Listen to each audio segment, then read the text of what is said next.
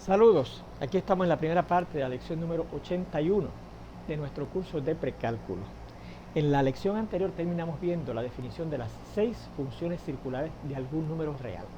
Y vimos un ejemplo de cómo determinar los valores de las 6 funciones circulares de un número real cuyo punto trigonométrico conocíamos. Porque recuerde que las funciones circulares se definen en términos de las coordenadas del punto trigonométrico que le corresponde al número real para el cual estamos buscando esas 6 funciones circulares. Bien, y aquí tenemos un segundo ejemplo y un tercer ejemplo. Pero antes de ver eso, vamos a advertirle algo. Este tema de las funciones circulares y el que sigue en este curso, que es el de las funciones trigonométricas, forman lo que podríamos entender como un curso completo de trigonometría plana. Y déjeme advertirle que en el curso de trigonometría es el curso de matemáticas en donde más datos usted debe aprender de memoria. En los cursos de álgebra, de geometría, de cálculo, de estadística, de álgebra abstracta, de lo que sea, usted no tiene que aprender muchas cosas de memoria. Allí tiene que aprender unos procesos, entender cómo se hacen, entender unas demostraciones, etc. Ahora, en el curso de trigonometría, que estamos empezando ahora dentro del curso de precálculo, además de usted aprender esos procesos y demostraciones, ¿verdad? Entender eso, tiene que aprender de memoria muchos datos, porque son unos datos que usted va a necesitar en estos cursos de matemáticas, en los cursos de matemáticas que siguen en el cálculo, en el análisis vectorial y algunas veces hasta en el álgebra abstracta. Necesita unos datos que se aprenden en el curso de trigonometría.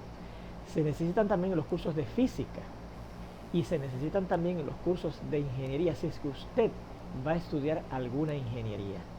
Pues vamos a empezar a decirle qué cosas debe ir ya intentando aprender de memoria. Lo primero son esas formulitas que dan las definiciones de las 6 funciones circulares de algún número real. ¿Okay? Eso es lo primero que debe ir aprendiendo de memoria. Lo segundo que debe ir aprendiendo de memoria son esas coordenadas de esos puntos cuadrantales, puntos que se localizan además de estar en el círculo unitario para ser puntos trigonométricos. Tienen que coincidir esos puntos con algún eje de coordenadas cartesianas, ¿ok? Y fíjese que también debe aprender los números, el 0, el 2pi, el negativo 2pi, el pi, el negativo pi, el pi sobre 2, el negativo 3 pi medios, el 3 pi medios, el negativo pi medios, cuyos puntos trigonométricos son cuadrantales y que son esos que están ahí. ¿Okay? Bien, y si no quiere aprender eso de esa manera, puede aprender de memoria esto que se conoce como la tabla de los números cuadrantales. ¿Por qué esta tabla se llama la tabla de los números cuadrantales? Porque fíjese que nos va a dar los valores de las 6, 1, 2, 3, 4, 5 y 6 funciones circulares de esos números, que los llamamos cuadrantales, porque fíjese que los puntos trigonométricos que le corresponden a esos números, mírenlos aquí, 0, 2pi, negativo 2pi, pi medios, negativo 3 pi medios, pi, negativo pi, y 3 pi medios y negativo pi medios, los puntos trigonométricos que le corresponden a esos números son puntos cuadrantales, puntos que además de estar en el círculo unitario, están sobre alguno de los ejes de coordenadas. Por eso esos números se llaman los números cuadrantales, porque sus puntos trigonométricos son cuadrantales. Bien, y yo quiero buscar, como indiqué, los valores de las 6 funciones circulares de esos números cuadrantales. Mire, ¿cómo determino, por ejemplo, que el seno de este número cuadrantal 0, 2pi y negativo 2pi es 0? Pues mire, vamos a la definición de lo que es el seno de cierto número. Dice que es la y. ¿La y de qué? La y del punto trigonométrico que le corresponde a ese número real. Pero fíjense que para esos 3 números reales, el 0, el 2pi y el negativo 2pi, los puntos trigonométricos que le corresponden es el mismo, el punto 1, 0. ¿Y cuál es la y? Porque eso es lo que es el seno, la y de ese punto trigonométrico que tenemos aquí. Pues la y es el número 0, ¿verdad? Por lo tanto, eso quiere decir que el seno de 0, 2pi o negativo 2pi es esa y que es 0. El seno de esos 3 números es 0. ¿Cómo yo busco el coseno de esos 3 números? Pues la definición del coseno dice que es la x. ¿La x de qué? Del punto trigonométrico que le corresponde a esos 3 números, que es el mismo, ¿verdad? El punto 1, 0. Y la x, porque eso es lo que es el coseno de ese número, de ese punto más bien, es 1. Por eso es que el coseno de esos 3 números es 1. ¿Cómo yo busco la tangente de esos tres números? Pues fíjense, la definición de la tangente es dividir la y entre la x, la y del punto trigonométrico que le corresponde a esos números, entre la x del punto trigonométrico que le corresponde a esos tres números. O sea que tengo que dividir la y, que es 0, entre 1, que es la x, ¿verdad? Y 0 entre 1 da 0, por eso es que la tangente de esos tres números da 0. ¿Cómo determino la cotangente? Fíjense que la cotangente se define como la división de la x entre la y. O sea que tendría que dividir la abscisa x entre la ordenada y del punto trigonométrico que le corresponde a esos tres números. Así que tendría que dividir 1 entre 0. Pero usted sabe desde el álgebra elemental que no se puede dividir entre 0 porque el recíproco de 0 no existe.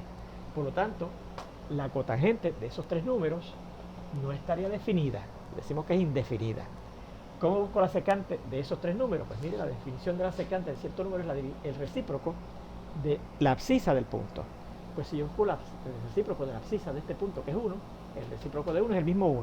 Por eso es que la secante de esos tres números, de 0, de 2pi y de negativo 2pi, es 1, ¿verdad? El recíproco de este 1. Y finalmente, ¿cuánto es la cosecante de esos tres números, de 0, de 2pi y de negativo 2pi? Pues es el recíproco de la y, según la definición de lo que es cosecante de un número, ¿verdad? Y el recíproco de la y, que en este caso la y de ese punto trigonométrico que le corresponde a esos tres números, es 0. Y el recíproco de 0, recuerde que no existe. Por eso es que está también indefinida la cosecante de esos tres números. Vamos al caso de pi medio, ¿verdad? Y de negativo 3 pi medio. Fíjense que aquí tenemos las coordenadas del punto trigonométrico que le corresponde a esos dos números, que es el mismo punto trigonométrico. Vimos cuando hicimos el análisis que era el mismo punto, ¿verdad que sí?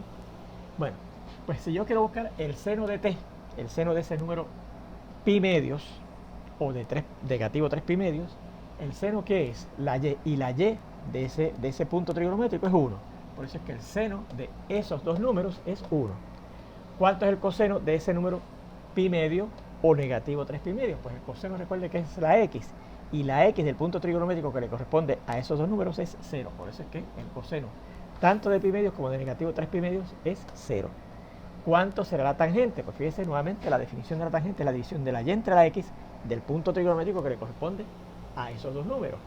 Y el punto trigonométrico que le corresponde a esos dos números es el punto este. Y si yo divido la y, que es 1, entre la x, que es 0, eso no está definido, ¿verdad? Porque no se puede dividir entre 0. Por eso es que la tangente del número pi medios y del número negativo 3 pi medios es indefinida. ¿Cuánto será la cotangente? Pues la cotangente es la adición de la x entre la y. Y si yo divido la x del punto trigonométrico que le corresponde a esos dos números entre la y, la x entre la y, 0 entre 1, eso está definido y es 0. Por eso es que la cotangente de esos dos números me da 0. ¿Cómo busco la secante? La secante, recuerde que es el recíproco de la x del punto trigonométrico que le corresponda a esos dos números, que es el mismo, ¿verdad? Para esos dos números el punto trigonométrico es el mismo. Y el recíproco de la x sería 1 sobre 0. Y el recíproco de 0 no existe. Y finalmente, ¿cuánto es el valor de la función circular de esos números pi medios o negativo 3 pi medios? Pues, según la definición de la cosecante, es 1 sobre la y. Y la y, fíjense, para ese punto trigonométrico que le corresponde a esos dos números reales es 1. Y el recíproco de 1 es 1. Por eso es que la cosecante de esos dos números, pi medio y negativo 3 pi medios, es 1. ¿Ok? Ahí tiene cómo se obtuvieron los valores de las 6 funciones circulares para esos dos números. ¿Ok? Bueno, de esa misma forma, no voy a seguir haciéndolo, ¿verdad? Si usted puede buscar cómo son los valores que corresponden a esos encasillados en esa tabla. Fíjese que aparecen los mismos valores, ¿verdad? 0, indefinido, etcétera. Pero aparecen entonces números negativo 1, ¿verdad? Que no habían aparecido en estas primeras dos renglones de la tabla. ¿Por qué aparecen esos negativo 1? Por ejemplo, ¿cómo yo sé que el coseno de estos dos números, de pi y de negativo pi, es negativo 1? ¿Verdad? Pues mire, porque si yo busco el punto trigonométrico que le corresponde a pi y a negativo pi, que es el mismo, por el análisis que hicimos en la primera parte de esta lección, ¿verdad? Vemos que la y, que es lo que es el seno de cierto número, ¿verdad? Del punto trigonométrico que corresponde a esos dos números es 0, ¿verdad? Por eso es que el seno de esos dos números es la y, que es 0. ¿Cuánto es el coseno? Pues el coseno por definición es la x, la abscisa del punto trigonométrico que le corresponde a esos números. Y el punto trigonométrico que le corresponde a esos dos números es el mismo, negativo 1, 0. Y la x, porque eso es lo que es el coseno de ese punto trigonométrico, es negativo 1. De ahí sale este negativo 1. ¿Se fija? Por eso es que aparecen ahora números negativos, específicamente negativo 1. ¿Okay? Bien. Bueno, y por ejemplo, ¿cómo aparece este negativo 1 como cosecante de esos otros dos números? Pues recuerde que la cosecante es el recíproco de la y de la ordenada del punto trigonométrico que le corresponda a esos dos números que mires es el mismo. Cuando hicimos el análisis vimos que es el mismo punto trigonométrico que le corresponde a esos dos números, que es este que está aquí, ese punto cuadrantal. Pues si es el recíproco de la y es negativo 1, el recíproco de negativo 1 es negativo 1. Por eso es que la cosecante de esos dos números también dio negativo 1. ¿Ves?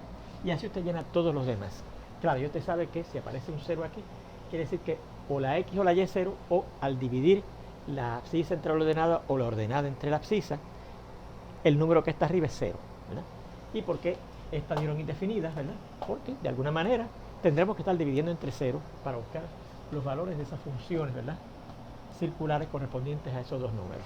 O sea, igual que lo que pasó con los primeros dos, en los primeros dos renglones de esa tabla. Bueno, pues usted tiene que aprenderse también esa tabla de memoria, porque es importante. A cada rato usted va a necesitar el valor de alguna función circular de algún número cuadrantal.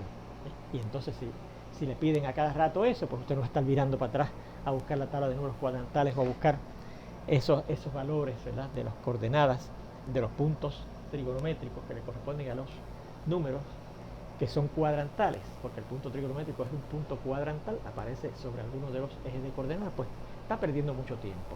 Por eso es que es importante que aprenda de memoria también esa tabla, o también por lo menos estos valores de los puntos trigonométricos de los números cuadrantales y cuáles son las coordenadas de esos puntos trigonométricos cuadrantales.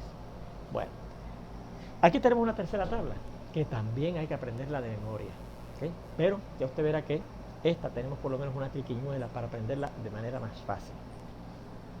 Y esa tabla se llama la tabla de los signos de las funciones circulares. Bueno, ¿a qué se refiere eso? Bueno, recuerde que las funciones circulares de cierto número están definidos en términos de las coordenadas, la x o la y, de los puntos trigonométricos que le corresponde a esos números, ¿verdad? Y recuerde que dependiendo del cuadrante en que caigamos, ¿verdad?, con el punto trigonométrico que tengamos, que puede caer en el cuadrante 1, en el cuadrante 2, en el cuadrante 3 o en el cuadrante 4, las coordenadas de los puntos que están en esos 4 cuadrantes pueden ser positivas o pueden ser negativas, ¿verdad? Bien, pues mire, por ejemplo, si usted tiene un número t cuyo punto trigonométrico está en el cuadrante 1, ¿qué signo va a tener el seno de ese número t? Pues mire, el seno es la y, la ordenada del punto trigonométrico que le corresponda. Y si ese punto trigonométrico está en el cuadrante 1, porque al yo buscarlo en el círculo unitario, cae en el cuadrante 1, además de estar en el círculo unitario, la y, para determinar el seno, que es la y, es positiva. Por eso es que el seno de números cuyos puntos trigonométricos estén en el cuadrante 1 van a ser positivos. El coseno, bueno, pues el coseno dice que es la x, pues la x de números cuyo punto trigonométrico esté en el cuadrante 1, mire aquí, es positiva también en el cuadrante 1, ¿se fija? La tangente, que es la división de la y entre la x, pues si yo digo la y de un número cuyo punto trigonométrico está en el cuadrante 1, que es positiva, entre la x, que también es positiva, positivo entre positivo, va a dar positivo. La cotangente, que es la división de la abscisa entre la ordenada, la abscisa que es positiva para números cuyo punto trigonométrico está en el cuadrante 1 es positiva, entre la ordenada, que también es positiva, positivo entre positivo da positivo. La secante de un número t cuyo punto trigonométrico está en el cuadrante 1, pues es el recíproco de la x, y el recíproco de un número positivo es positivo, por algo que aprendimos en el álgebra elemental. Y finalmente la cosecante de un número cuyo punto trigonométrico está en el cuadrante 1 es el recíproco de la y la y en el cuadrante 1 es positiva y el recíproco de números positivos es positivo. Por eso, fíjense, en el cuadrante 1, para los números cuyos puntos trigonométricos se encuentran en el cuadrante 1, las 6 funciones circulares van a resultar de ser positivas, ¿okay? Vamos a ver en el segundo cuadrante cómo usted determina esos signos. Pues miren, en el segundo cuadrante los signos son estos, ¿verdad? La abscisa es negativa y la ordenada es positiva, ¿verdad? Fíjense que en el cuadrante 3 la abscisa es negativa y la ordenada también es negativa. En el cuadrante 4 la abscisa es positiva y la ordenada es negativa.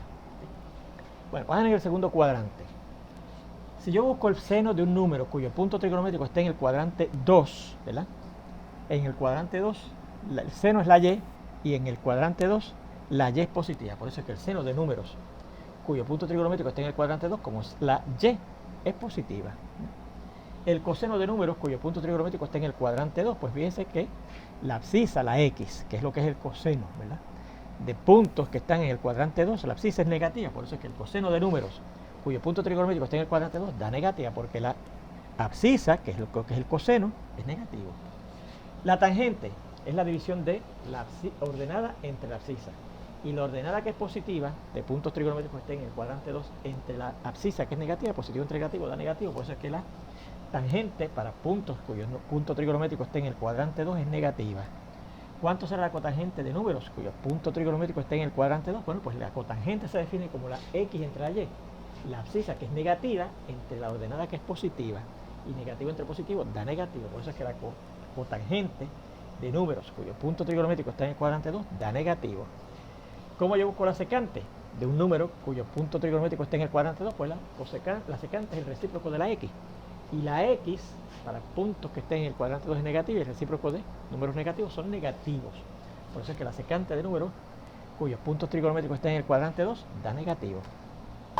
Y la cosecante de números cuyo punto trigonométrico está en el cuadrante 2, bueno, la cosecante es el recíproco de la y, mírenlo aquí.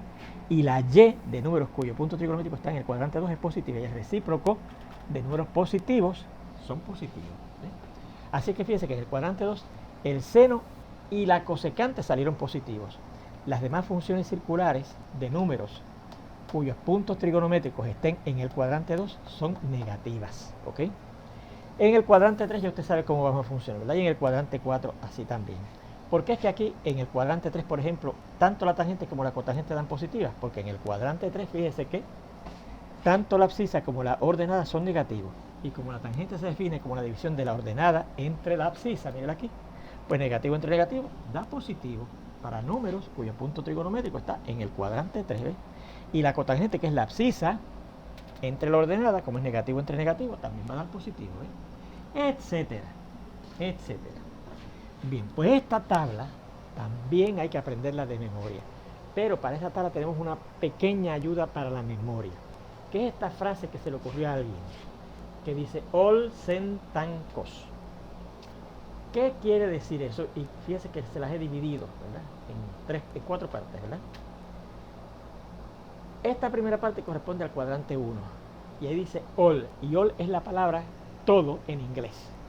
¿Qué quiere decir eso de all? Que en el cuadrante 1 todas las 6 funciones circulares de números cuyos puntos trigonométricos estén en el cuadrante 1 van a ser positivas, ¿ok? Entonces dice sen, claro, se refiere al seno, ¿verdad? Y aquí dice 2, cuadrante 2. Por eso quiere decir que en el cuadrante 2 la función seno es positiva. Y efectivamente, fíjense que en el cuadrante 2 la función seno, mírala, es positiva. Y te dice, pues ya tengo, esa es positiva. Pero ¿qué pasa? Que más adelante la cosecante también es positiva. Y te dice, pero aquí no me dice nada más que el seno es positivo. En el cuadrante 2 no me dicen que además la cosecante es positiva. Ya usted verá cómo usted va a recordar eso ya fácilmente prontito, ¿ok? En el tercero dice que la tangente es positiva, y fíjense que efectivamente en el cuadrante 3 la tangente es positiva, pero también la cotangente, y ya usted verá por qué fácilmente yo puedo recordar que también además de la cotangente es positiva en el cuadrante 3. Y finalmente en el cuadrante 4 dice que el coseno es positivo, y mire, efectivamente en el cuadrante 4 el coseno es positivo, y también mire la secante, pero le dice nada más que el coseno, y usted dice, pues el coseno, como yo recordaré también que la secante en el cuadrante 4 es positiva. Ya usted verá prontito eso, ¿ok? Bueno, pues precisamente, ya que terminamos estos ejemplos, ¿verdad?, vamos al siguiente tópico de este tema de las funciones circulares. Y es lo siguiente, ¿ok? El tópico de lo que se conoce como las identidades circulares, ¿ok? Identidades circulares.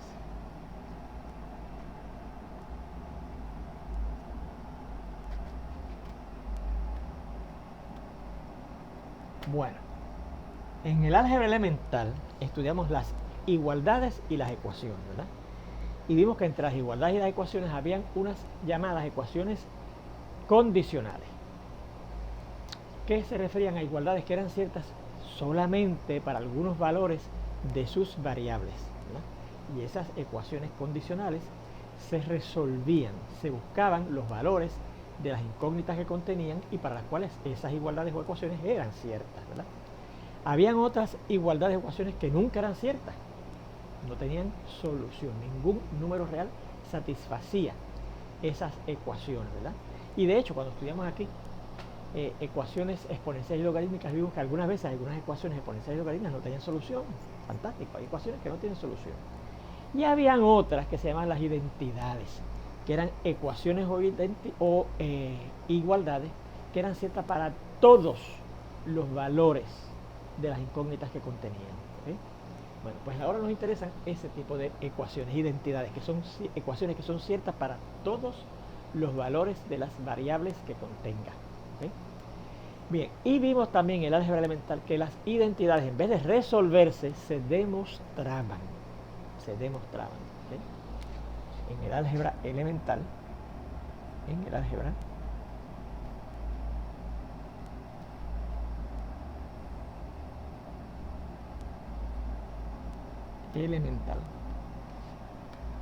vimos que las identidades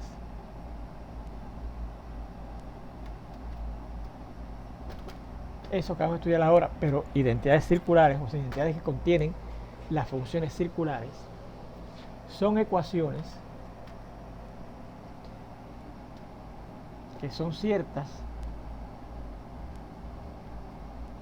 para todos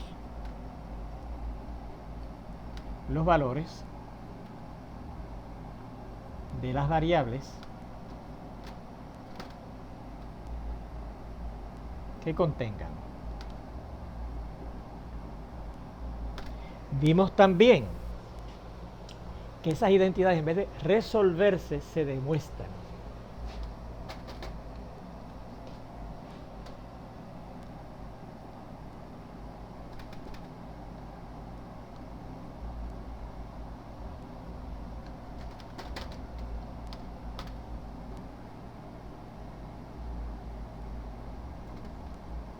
No se resuelven, se demuestran. ¿Y cómo se demostraban? Pues si usted va a ver un ejemplo que vimos en el álgebra elemental, usted empezaba con la ecuación, ¿verdad?, que le daban al principio para demostrar que era una identidad, y empezaba a transformar los dos lados, las expresiones que aparecen a ambos lados del signo de igualdad, hasta que en ambos quedaba lo mismo. Pues eso es lo que es demostrar una identidad, que usted transforme los lados de la ecuación, que es una identidad, hasta que en ambos lados se le quede lo mismo. Esto se logra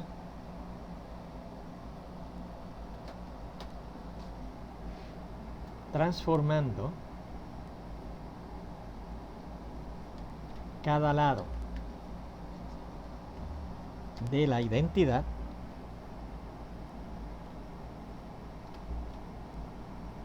hasta que en ambos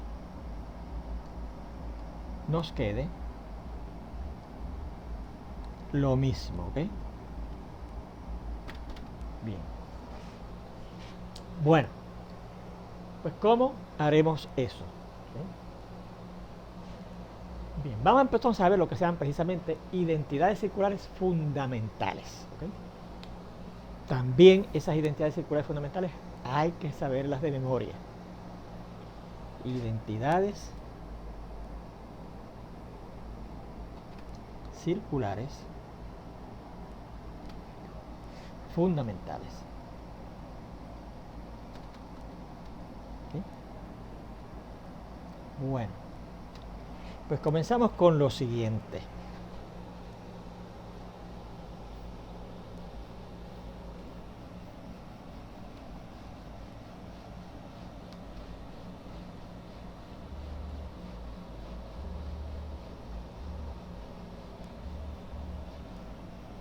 Dice, recuerde que el seno de cierto número t, ¿cuál era la definición? La y. ¿Se acuerdan? Ya la borré, pero el seno de cierto número t es la y, la ordenada del punto trigonométrico que le corresponde a ese número t en el círculo unitario, ¿verdad? Sea cuadrantal o quede en alguno de los cuatro cuadrantes. ¿Okay? Y ¿qué? Vamos a sentar la palabrita ahí para que no la confundan con la y esta. y que la cosecante de ese mismo número t es el recíproco de esa y, ¿verdad? Esa es la definición de la función circular cosecante de cierto número t. Bueno, pues ¿qué quiere decir eso? Que la cosecante es el recíproco de el seno. Así que por lo tanto, la cosecante de cierto número t es el recíproco del seno de ese número t. Pues ahí tenemos una primera identidad circular fundamental.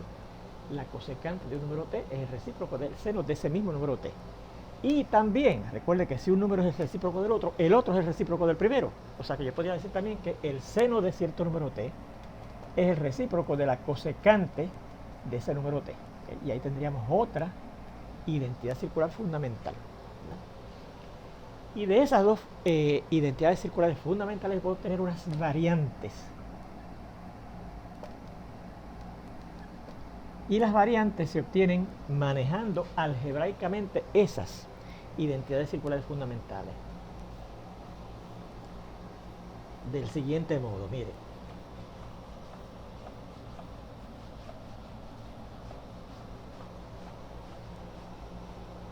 Si yo tomo esta ecuación, ¿verdad? Que dice que la cosecante de t es el recíproco del seno de t, y multiplico en ambos lados, aplicando la ley de multiplicación de las igualdades por el seno de t, en el lado izquierdo voy a tener la cosecante por el seno de t, cosecante de t por el seno de t. Y en el lado derecho, cuando yo multiplico esta fracción por el seno de t, este seno de t cancela y me queda que es igual a 1. Así que ahí tendríamos una variante de esa identidad circular fundamental, que la multiplicación de la cosecante de cierto número t por el seno de ese número t da 1. Y también, si yo cojo esta otra ecuación, que es la segunda identidad circular fundamental que tenemos, que dice que el seno de cierto número t es el recíproco de la cosecante de t, y multiplico ahora en ambos lados por la cosecante de t, ¿qué va a quedar en el lado izquierdo? Que el seno de t por la cosecante de t es, y en el lado derecho la cosecante cancela y me queda que es igual a 1, ¿verdad? Y ahí tendremos la segunda variante de esas identidades circulares fundamentales, ¿verdad? La variante de esta y la variante de esta, ¿ok? También estas debe saberlas, pero si usted se aprende estas, fíjese que por el álgebra de multiplicar, por ejemplo, en ambos lados por el seno o en ambos lados por la cosecante, le salen las variantes, ¿ves? O sea que si usted se aprende estas dos, estas le puede salir fácilmente, ¿ok? Pero estas dos hay que aprenderlas de memoria. Fíjese en esta otra cosa. Recuerde que el coseno de t, el coseno de cierto número t, recuerde que era la x. La x, la abscisa del punto trigonométrico que le corresponda a ese número t, sea un punto cuadrantal o un punto de algún cuadrante, ¿ok? Y, vamos a poner aquí y, que la secante de ese mismo número t es el recíproco de la x, ¿verdad? Esa es la definición de la secante. Si usted va a la definición que la teníamos ahí escrita, pero usted va a la clase anterior y verá que esta es la definición de la secante de t que debéis aprender de memoria, ¿ok? ¿Qué vemos entonces? Que la secante del número t es el recíproco de la x, pero la x ¿qué es? El coseno de t. Así que ahí tendríamos una primera, más bien una tercera, primera, segunda, tercera identidad circular fundamental.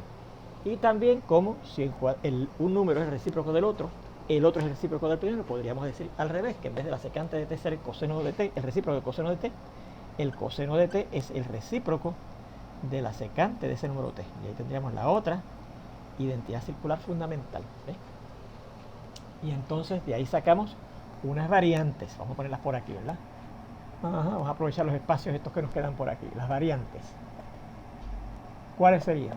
Pues ya no voy a hacer el manejo algebraico sino que voy a ver, bueno, si yo multiplico secante por coseno, da 1, ¿verdad? Secante de t por coseno de t, eso da 1.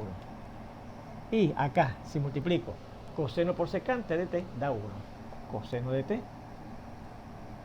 por secante de t también da 1. Así que ahí tendríamos las variantes, ¿ves? Si usted se aprende estas dos, que la secante es el recíproco del coseno y que el coseno es el recíproco de la secante, las variantes salen en forma fácil, ¿verdad? Bien, finalmente también recuerde que vamos a ver, vamos a seguir por aquí abajo, ¿verdad? Que la tangente de t, la tangente de un número t, ¿cómo se definía? La división de la ordenada entre las abscisas del punto trigonométrico que le corresponde a ese número t, sea ese punto trigonométrico cuadrantal o de alguno de los 4 cuadrantes, ¿ok? Y que la cotangente de t era x sobre y. ¿Pero qué es x sobre y? El recíproco de y sobre x. O sea que la cotangente de cierto número t es el recíproco de esto, que es la tangente de ese número. O sea que la tangente y la cotangente son el recíproco una de la otra.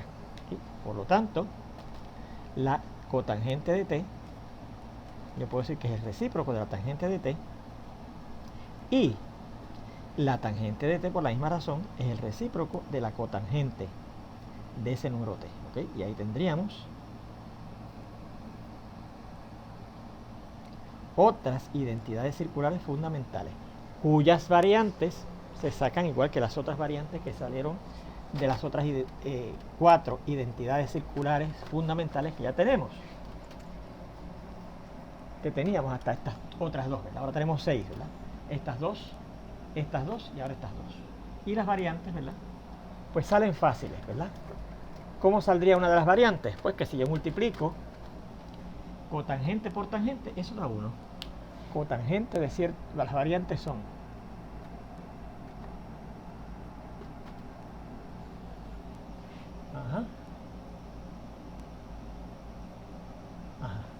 que la cotangente del cierto número t por la tangente de ese número t es 1, y que la tangente de cierto número t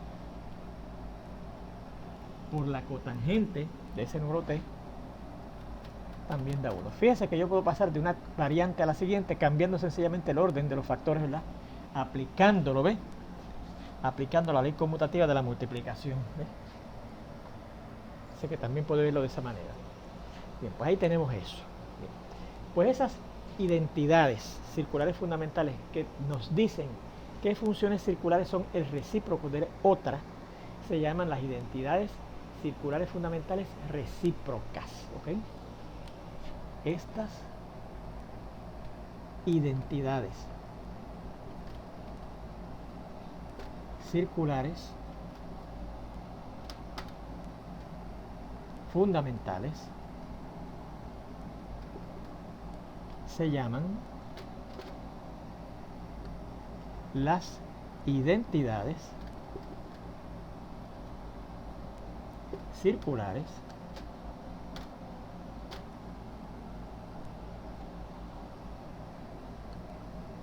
fundamentales recíprocas. Por lo que acabamos de explicar, ¿verdad? Nos indican qué funciones circulares son el recíproco de otras. ¿Okay? Esas identidades circulares fundamentales recíprocas nos ayudan ahora a completar esta triquiñuela de recordar los signos de las 6 funciones circulares en los 4 cuadrantes. En el primero todos van a ser positivas, ¿verdad? Todas las funciones circulares de números cuyo punto trigonométrico está en el cuadrante 1 van a ser positivas. En el segundo, el seno y su función recíproca, que es la cosecante. En el tercero, la tangente y su función recíproca, la cotangente, también van a ser positivas. Y en el cuarto, la función coseno y su función recíproca, que es la secante, también van a ser positivas. Así que fíjese que si usted se sabe esto, más el hecho de que el seno y la cosecante son recíprocas, que la tangente y la cotangente son recíprocas, y que el coseno y la secante son recíprocas una de la otra, ya usted ve que es fácil, se acuerda de cuáles son los signos de las funciones circulares en los 4 cuadrantes. ¿Okay? Por eso que decía, una cosita más que vamos a aprender ya prontito, nos va a completar lo que esto nos dejaba todavía en el aire. Nos decía nada más que el seno, pero ahora tenemos al ser el seno y la cosecante recíproca del ángulo también, además del seno, la cosecante, su recíproca también va a ser positiva. La tangente y su recíproca, que es la cotangente, van a ser positivas en el tercer cuadrante. Y el coseno y su recíproca, que es la secante, van a ser positivas en el cuarto cuadrante. Bueno, pues con esto terminamos esta primera parte de esta lección. Ya prontito, espero verlos en la segunda. Hasta entonces.